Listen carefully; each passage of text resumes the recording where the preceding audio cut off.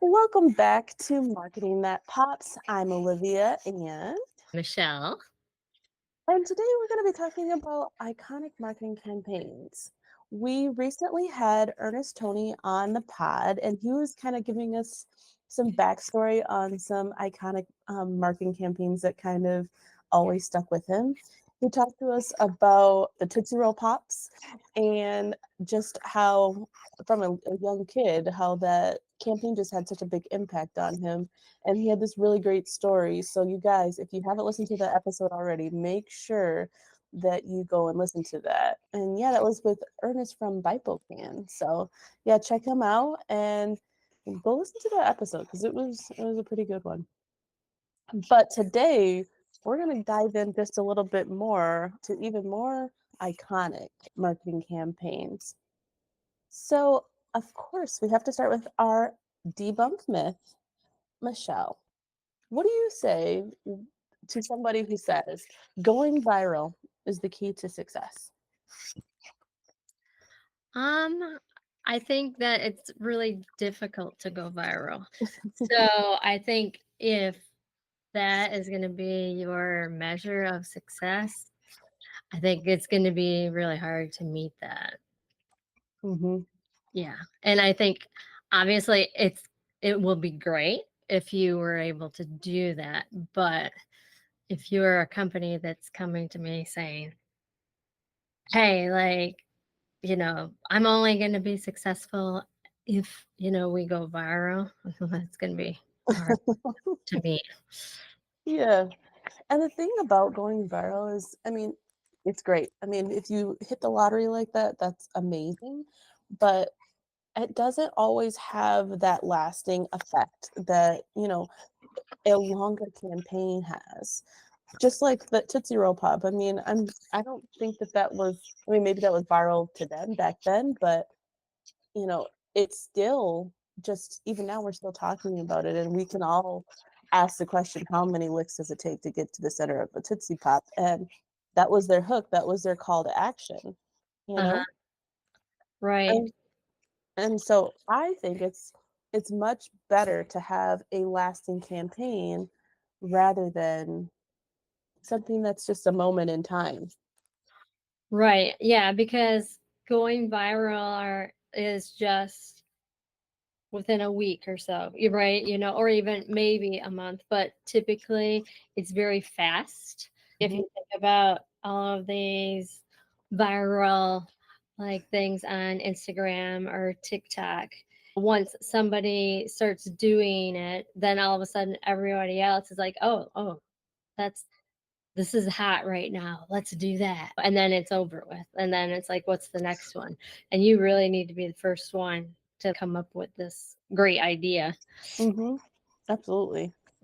For example, like, let's just even think about Nike.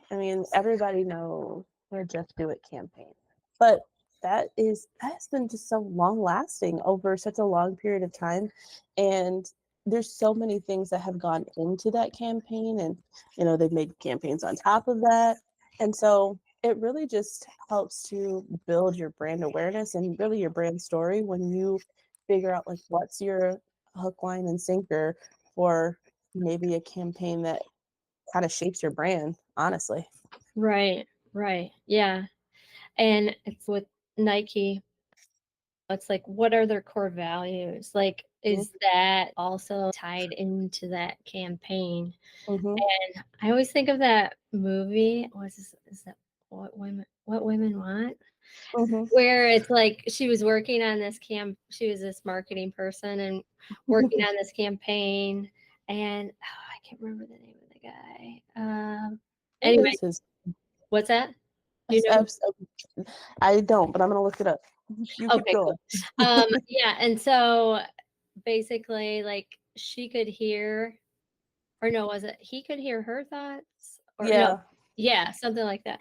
And so it Mhm, was kind of interesting how like you got to really think about like what are people thinking when they're doing the thing, right? And it was like it was about tennis shoes, and it was about like what's happening to women like when they're have their shoes on and they're running. they are thinking of 10 million other things that they're supposed to be doing, right? Like, Absolutely. oh my God, like I got to remember to do this and I can't forget to do that. And oh shoot, like I forgot to call my daycare and tell them this and da da da da. And oh, and at work, I got to do this. And as you're like working out, running in your tennis shoes, you're thinking about, so you're just doing it. You just got to do it, right? And that's Mhm, like how that kind of evolved and stuff. And so it's like, man, how can we do that for ourselves or for our clients? And mhm, thinking about the core values too of like Nike. I don't even know what their core values are, but I'm sure it's something like along that lines. mhm. And the actor that you were thinking, that was Mel Gibson. I knew it. Yeah. Oh, yeah. So yeah, that was a great movie. I love that I movie. know. If any movie were to, like, depict marketing, I feel like that's a good one to just really kinda just dive into, like, all the ins and outs that goes into it. Um, Right. that's a good one. Let's talk about a few more.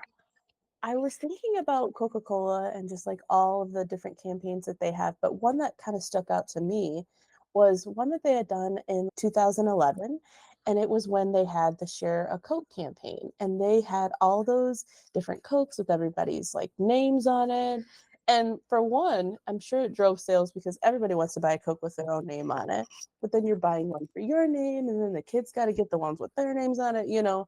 So I thought it was pretty cool. I mean, they really use that personalized element to like get people to want to buy, and then also the idea of share a Coke with someone. And then they had some other names like your best friend or like your boss, and it kind of was like a cool way to just like, do something nice for someone and bring them a Coke. Right. Yeah. And I remember when that was happening, and because my name is only spelled with one L, right? Hmm. And just like trying to find that one, like at the store that had, my name spelled correctly. But yeah, I think it was like have a Coke and a smile, right? Hmm. So it's like, hey, like when you buy our Coke, you share it with somebody, it's gonna make their day, it's gonna make them smile. So yeah, that was a really good one. I love that. Hmm. Yeah, and it was like the personalization and creating a sense of community with like powerful marketing tools. Like it really, helped people to want to purchase. And I mean, I think that at the end of the day, I'm sure that that's what Coke's goal was. Yeah. And then also just like all the social media that kind of went around that.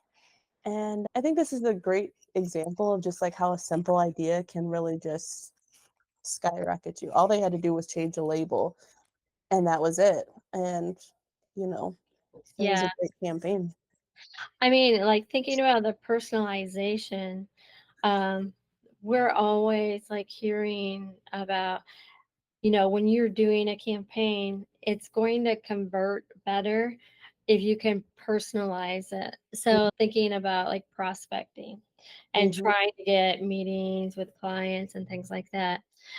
They can tell the difference between like a email that you sent to like 500 people mhm, versus one. And it's like, oh, I know they went to this college, or I know that they attended this event, or they know this other person that I know. And trying to incorporate that when you are reaching out is going to be really helpful. And people are going to know that, oh, wow, she took the time to figure mhm, what I like or what I'm doing or where I went to school, things like that. So that's going to be like thinking about other marketing campaigns, no matter what you're doing. mhm, How can you personalize that and make that unique to that end prospect? mhm. I mean, I think anytime that you can add that like human aspect to something and just that personalization is just going to take you that much further because people want to feel special. They Yeah. want to feel like you care. And like you were saying, like anytime you can bring any of those elements of things that you remembered or conversations that you may have had, it kind of just brings truer and it just comes across more authentic. And that's what people really want. They especially now. in this time and age and where we're at just as a society. I think we just want authenticity as much as possible because we're like, we've seen enough of the fake stuff. We want real, Right. Yeah. real people. Okay, so I love that one. Let's talk about Snickers. So in 2010, that's when they started the campaign "You're Not You When You're Hungry," and I know you remember those commercials. They were so popular. Just different crazy scenarios of people just acting crazy, and then you hand them a Snickers, and they're like, "Oh, I'm back to normal now. I was just hungry." Yeah. Oh, so I think it has like a really relatable aspect to this campaign. Obviously, focusing on humor and like maybe some pain points of eat this when here's how you solve your hanger problems is eating Snickers. I thought it was a great campaign, and I don't know. I know that when I'm hungry or hangry, I should say, I definitely am not me. I know. And I was just gonna say that I know I get hangry.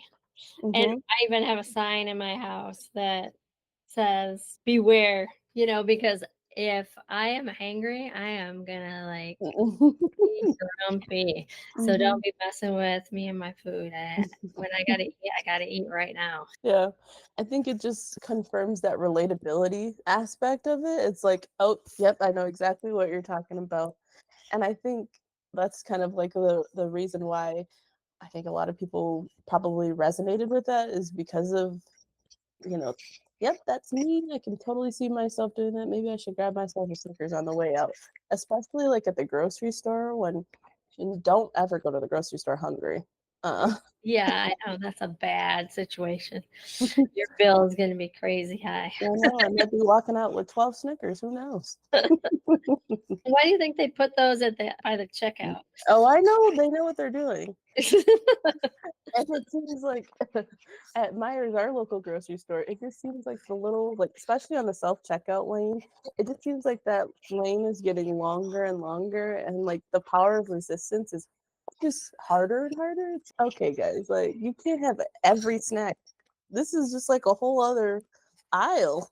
No kidding. I know. Like I went there this morning to grab some stuff and I'm like, holy cow, like this checkout lane is crazy with all Hmm. this stuff. It is basically another aisle. Yeah, they know what they're doing. Michelle, do you remember when the Got Milk campaign started? Yes. Was that Cindy Crawford that was in that one? There were so many So celebrities. I many mean, celebrities. Yeah. like, I just remember, I mean, for me, when I was talking to Ernest about this, and he was like, "Oh, which one is most memorable to you?" And I was like, "I think the Got Milk campaigns, just because, especially in the early 2000s, it was like they were in magazines and they had the commercials and they had billboard. I mean, like that whole campaign was everywhere. And I could always, my main thing was always, how did they get that milk mustache so perfect? Like I Right. never, I mean, I obviously now, as an adult, I can understand that it probably wasn't milk. But at the time, I was like, man. And I didn't even like milk. So it had me my parents buying me milk and trying to get these milk mustaches. Yeah. Yeah. They even have their own website. It's called gotmilk.com. And Hmm. they need some help. We should call them because they have pictures that are not showing up properly. Oh, God. But yeah, like it's crazy like how that just connected with so many people and not just like adults, Yeah. kids and like all people of all ages basically. So yeah. I The only thing for me with the Got Milk campaign, which obviously it's a memorable campaign, is I think I never, obviously, I think it was to promote healthy, lifestyle and healthy habits and obviously drink milk. But beyond that, I feel like they almost missed an opportunity to kind of just even push it a little bit further, in my opinion, of like, let's tie this into like what you're supposed to do. Because like obviously, I think we just remember all the celebrities with like the milk mustaches and such. I feel like this is one of those ones that maybe they could have pushed the envelope even more. Yeah, yeah, for sure. If this was going on now, I mean, I could think of 1,000 ideas of different ways that everybody show off your best milk mustache. You know, Right. Yeah, especially on social. yeah. Like you can have a contest of submit your got milk Mhm. photo um and make it like really fun like that. I know. Not us coming up with these campaigns for them already. Like, got milk? You need to call us. Like I don't know if you're gonna talk about this one, but usually whenever I bring something up, you're like, oh hey, yeah, I was gonna actually talk about that. But one that sticks out in my mind Mhm. is the Alka-Seltzer one. And it's Oh. like plop, plop, fizz, fizz. Oh, what a relief it is. And Mhm. it's basically you're plopping in, the Alka-Seltzer, Yeah, and then it zzz. And so like who would think about Alka-Seltzers I like doing know. that? It's like because it's gross, but like sometimes you have to take it even though like if you don't feel good. But it's like how can you make that fun, right? And Mhm. they figured it out. And then also they have a jingle and it's just catchy and people are singing it and I just remember like as I was younger growing up that one and then the other one that and this is a stupid one too, but it's not like a really great campaign, but this stupid song sticks in my head. And Which it's one? the Empire Carpet one. I was gonna bring it up. I'm like, oh my God, like Mhm. song drives me nuts. And there's nothing really great about it, I but know. besides the jingle. And Mhm. it's like you totally like know the phone number, right? Um, Mhm. but yeah, those are Yep. the 2 that really stick out in my mind as I just remember, like, growing up, watching TV and those commercials always being on. Do you remember the Education Connection commercials? And it would be like this girl, and she'd be standing on she was like on top of the website, and she'd be like, "Education Connection," like Yeah. yeah, those ones definitely stick in my mind too. I have if I heard that song right now, I'm sure I could like remember all the words to it, but I don't know. Education Connection. I hope I unlocked a memory for someone just now. That reminds me of the Schoolhouse Rock. Do you remember that? Yeah. Mhm. Yeah. And I don't know if those are connected or not, but, it's probably around the same time frame. Mhm. Or, like, Fat Albert. "Hey, hey, hey, Fat Yeah. Albert." It's like that was just kind of their, everybody starts saying that and it's kind of like who you're talking about when Mhm. you're like saying that, right? Yeah. I was gonna ask you this. I was gonna get to it a little bit, but I'll ask you now. So I was just thinking about, how it's changed so much just over the years of just like, campaigns and just the way that we advertise, especially to children. Just thinking about when I was growing up, like in the 90s and early 2000s, about how there was just so many, I mean, obviously commercials and jingles, like you're saying, and mascots. I mean, have you thought about like how all of these like cereal commercials and like brands used to have, I mean, it's not like they're gone or anything, but they had all these different mascots, and I don't think any of these Gen Z kids even know really who these mascots are and like just like how iconic they were. Right. Like thinking, I mean, the cereal is a great one because, Hmm. we're in Michigan here and there's a lot Yeah. of manufacturers here. But like thinking about like the Bruce Jenner one, Hmm. like on the Wheaties, and like they always have people on them. And yeah, it's like That was such a major thing, like, Mhm. growing up, that, like, what is the commercials and things like that, and Yeah. now we don't even have commercials because we're Mhm. watching Netflix and Hulu and all Mhm. that, and so, like, think about the money that they're saving, Oh, you know, I know. Mhm. advertising, Mhm. but I'm sure that's all going to a different marketing tactic, like Mhm. online or digital or Yeah. social, and things like that. So, yeah, they're just not in people's homes anymore, like Yeah, they used to be. absolutely.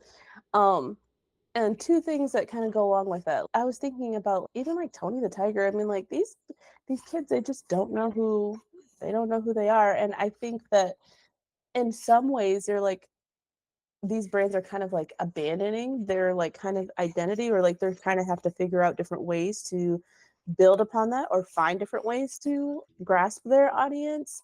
Just like how we've spoken about, like Duolingo and how they have a mascot, but they're online, they're on social media.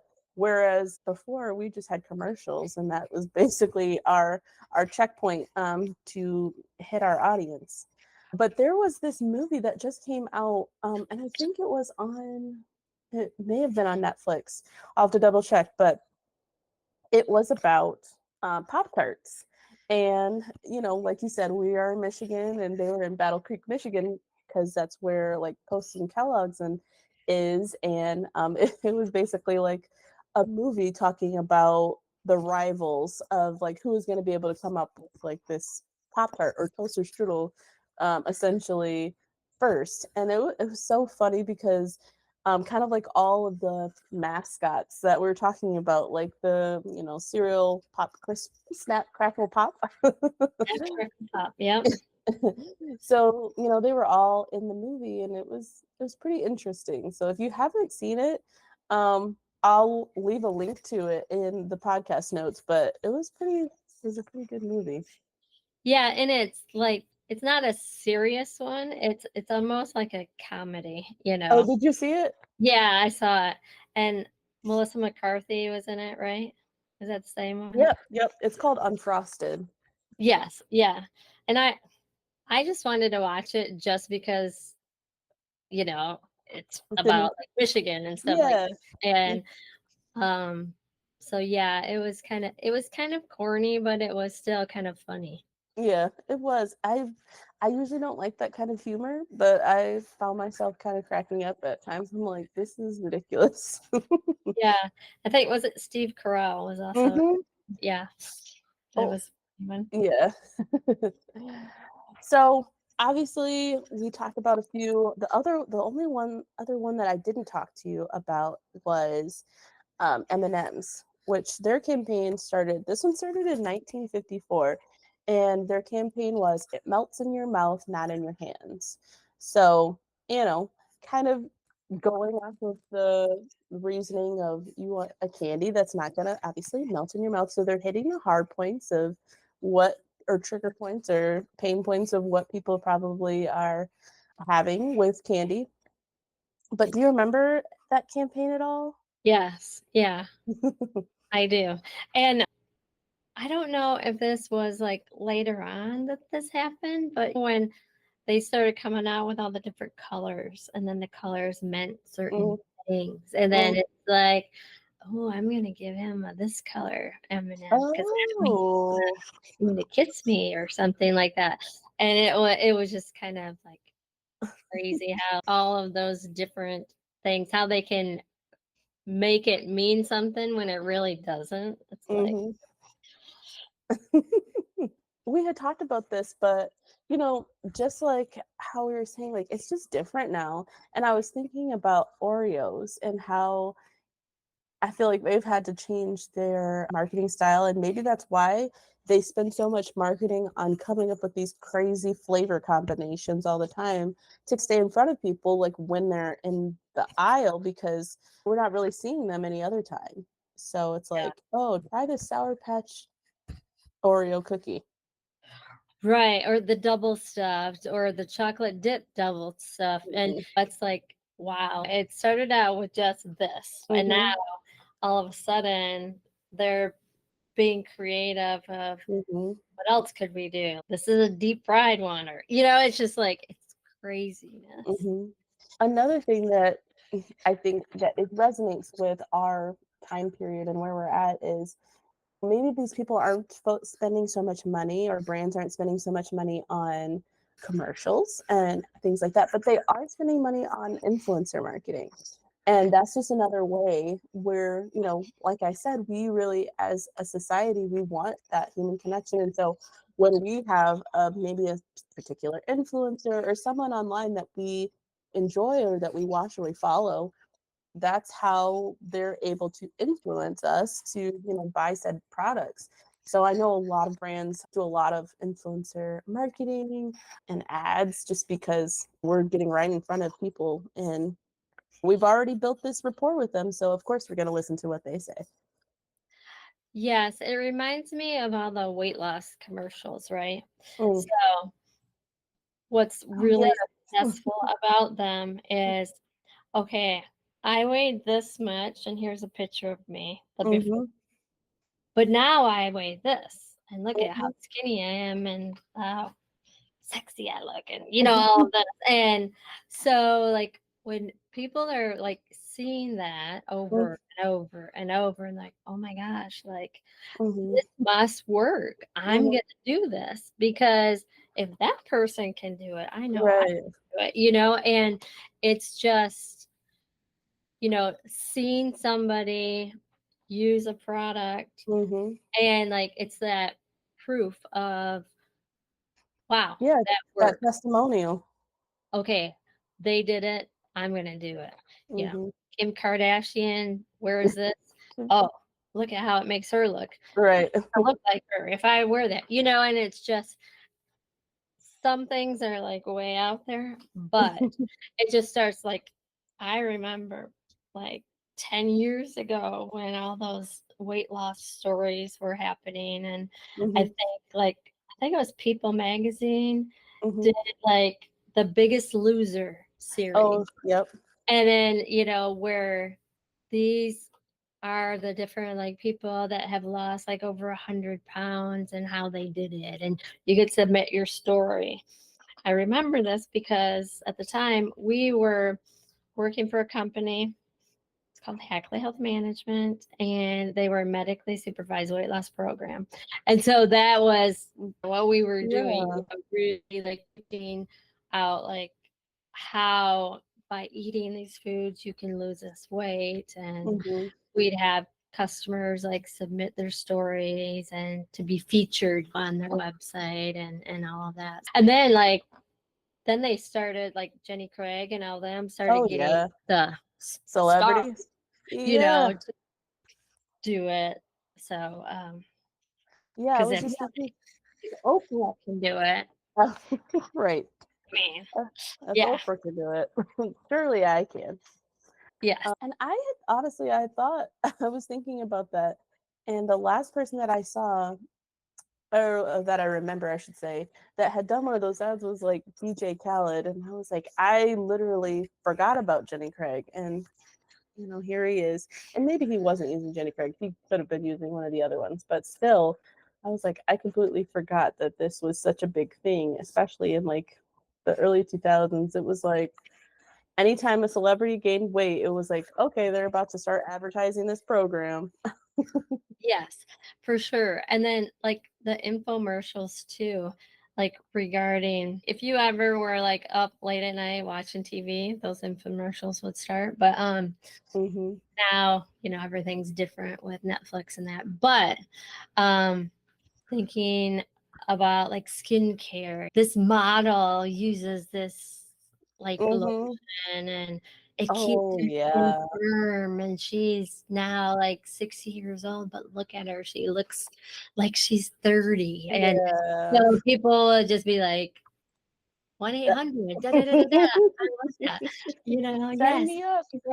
it takes 6 weeks to get here, but yes, I did the 800 number on the infomercial. Now it's like we can get it in a day. I know. Times have changed so much.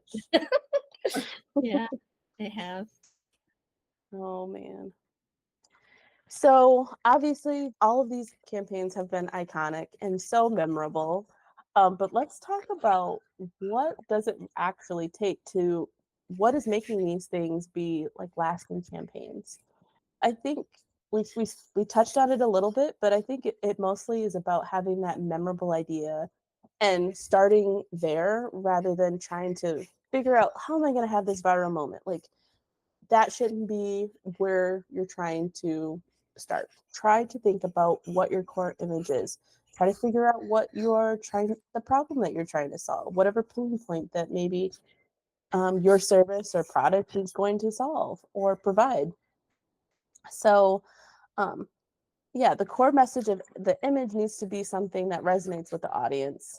Just like Nike, just do it, a slogan like that is obviously going to be iconic and memorable. The other thing that we've talked about is having an emotional connection. So something that's going to tap into people's hearts or make them laugh, anything like that, make them feel like inspired. Emotion, so when you create that emotional connection with a brand, you're going to choose them 10 times over any other brand because you remembered them and now you're connected. And so you're like, I know that this works, just like what you were saying about like the Jenny Craig. Oh, I've seen that this has worked for so many people time and time again. I know that at least I can try. If I know this person can do it, so can I. Mhm. Yeah. I think it's about telling a story too, Mm-hmm. because then people can relate to you. And I know we get that a lot. Like people will go to our website and say, it's so relatable. And I feel like I already know you and I haven't even met you because we make sure it's our employees that are on the website and we're not Mm-hmm. using stock photography, and just the way we talk on our website is the way we normally talk, and um like with the Just Do It, they were telling a story, right? Right. And that's why they were able to connect with people. And all of these campaigns that have been successful, they all told a story, Mm-hmm. about their product. And it's not like rocket science. It's just how can we connect with our audience? What does our product do that's so cool? And how can we help you? Yeah.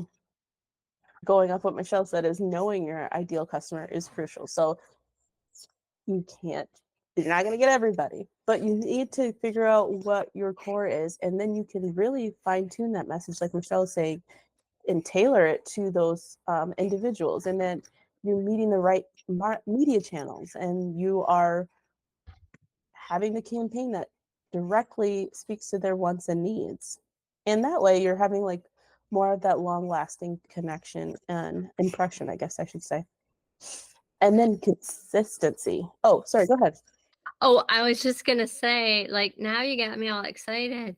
We need to make a really cool campaign for Thrive Pop. How can we how can we come up with something? I Like, know. when we're in it, like, so much, like, you can't you can't Hmm. see it, right? And that's, I think, what so many of our clients get at, because they're like they're just so in the weeds that they can't, like, take a step back and go, okay, what does our product really do for people? And that's what's important. I know we're having this conversation for our podcast, but it's important to take a step back and honestly look at others, look at what other campaigns, and maybe they have absolutely nothing to do with your business, but you can still learn from them. You can still try to figure out what are the reasons and what are the whys of why this campaign is so successful and how can you relate that back to your business.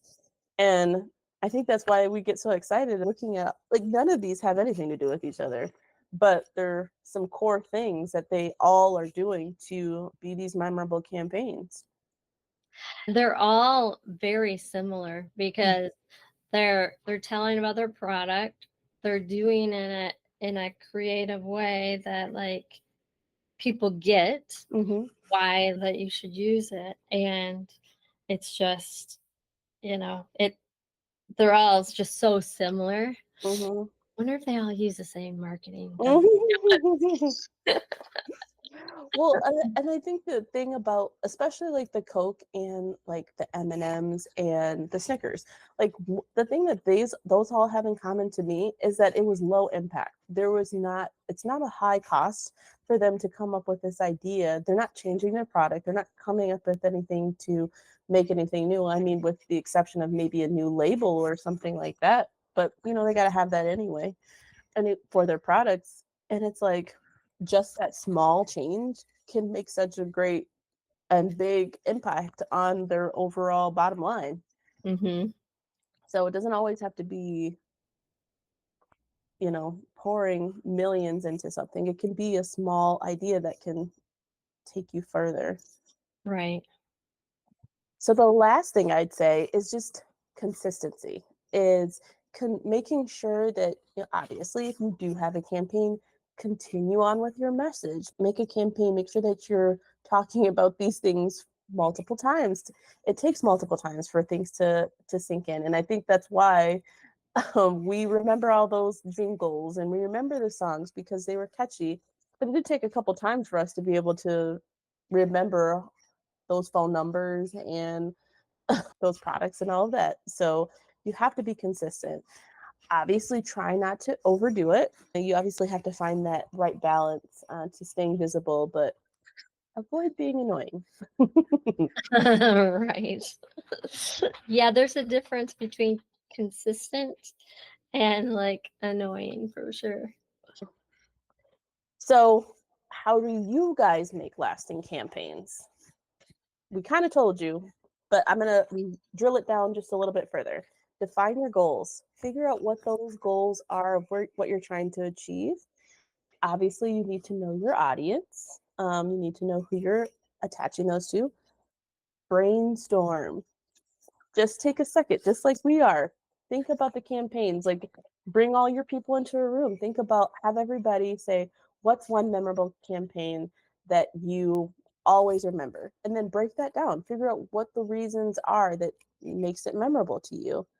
And maybe other people might have different reasons of why it's memorable to them. And that can help you figure out a better overall campaign for your business. I'd say refine and focus. So don't overwhelm yourselves, don't overwhelm your audience.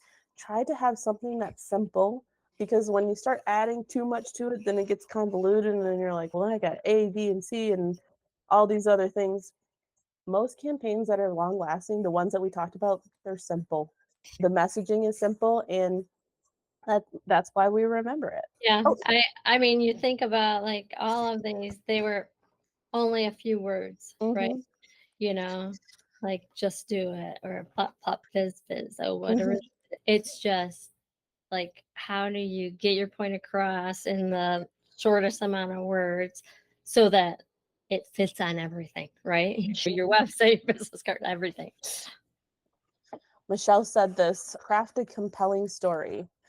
People connect with stories. Weave a narrative around your campaign that showcases the benefits of your products or services in a relatable way. Obviously, we all have emotions, so tap into those. I think that also helps with true, memorable campaigns. And obviously, we would be a fool to not tell you this, but you have to measure. uh, Yeah, how most can importantly. Yes. How can you figure out if your campaign is doing well? Well, you have to track. And you also have to adapt. So once you are collecting all of this information, try to figure out what you need to do with it. If it's working and it's going well, great. If it's not, let's try some things differently. Maybe we need to switch up the messaging. Figure out, is this too confusing for people to understand? Why are people not clicking? Why are they not purchasing? Why Mhm. they're not converting. So just being willing to adapt and pivot. Yes. And when you were saying that, I was thinking, hmm, I wonder if any of those campaigns started off Oh with yeah. something else, but Mhm. then evolved to Mhm. that because they noticed that something wasn't right, it wasn't connecting, so let's just change it to this and let's see what happens with that. And Mhm. that's really what marketing is experimenting all the time, like trying, testing different ways to say things or to Mhm. communicate things and that connects with people. Absolutely. Well, that's it. That's all I got. If you guys have any other campaigns or other ones that maybe we missed, and we'll probably do this again just because I think it's always interesting to talk about campaigns that are successful because we can learn so much from them.